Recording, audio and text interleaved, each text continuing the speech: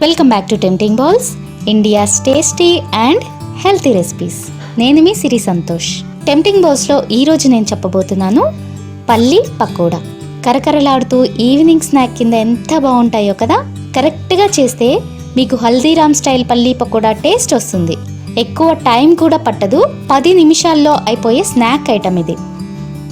Let's start.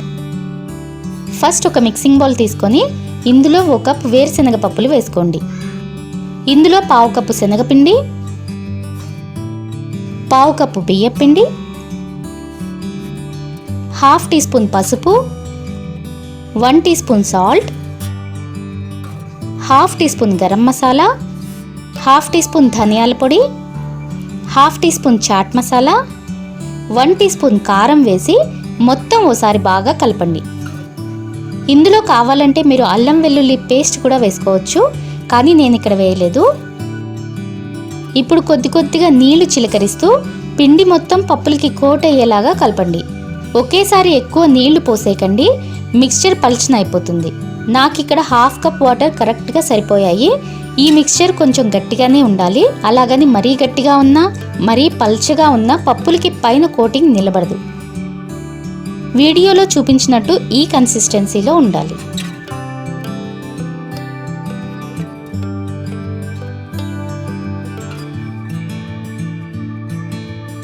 ఇప్పుడు వీటిని బాగా కాగిన వేడి నూనెలో ఇలా ఒక్కొక్కటిగా పకోడీలు వేసుకోండి. పకోడీ వేసిన వెంటనే ఫ్లేమ్ని మీడియంకి మార్చుకోండి. వేసిన వెంటనే గరిటెతో కలిపేయకండి. వీటిని మీడియం ఫ్లేమ్లో మాత్రమే వేయించుకోవాలి. హై ఫ్లేమ్లో వేయిస్తే పైన కోటింగ్ వేగిపోతుంది, కానీ లోపలి పప్పు వేగదు.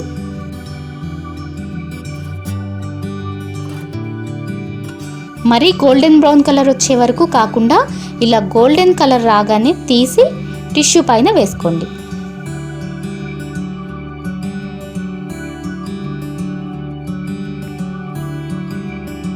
చివరిగా కొద్దిగా కరివేపాకును కూడా వేసి వెంటనే స్టవ్ ఆఫ్ చేసేయండి. ఆయిల్ వేడికే కరివేపాకు వేగిపోతుంది. దీన్ని కూడా పకోడీ పైన వేసుకోండి. పల్లి పకోడీకి ఈ కరివేపాకు ఫ్లేవర్ చాలా బాగుంటుంది. ఇవి వేడి మీద తింటే లోపలి పప్పు కొంచెం మెత్తగా అనిపిస్తుంది. పూర్తిగా చల్లారిన తర్వాతనే ఇవి క్రిస్పీగా ఉంటాయి. చల్లారిన తర్వాత ఒక ఎయిర్ టైట్ కంటైనర్లో పెట్టుకొని ఎంజాయ్ చేయండి. మరి మీరు కూడా ట్రై చేస్తున్నారా?